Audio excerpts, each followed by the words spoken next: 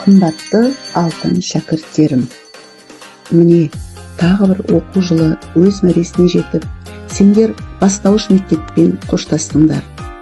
Бастауыштағы 4 жыл 4 минуттай болып зулап өте шықты. Осы 4 жылда сендер көп нәрсе үйрендіңдер. Әріп танып, кітап оқуды, есеп шығаруды, достық пен мейірімділікті бойларыңа сіңірдіңдер.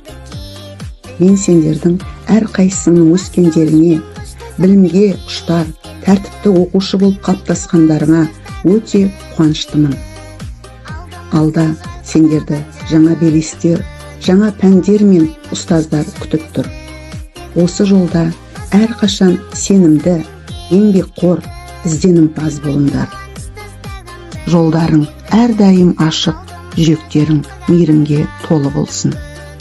Армандарың орындалып, биік шыңдардан көріне беріңдер.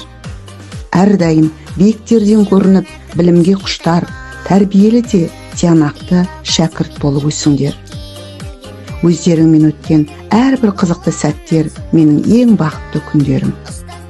Ақ жол, сәттілік, тек алға.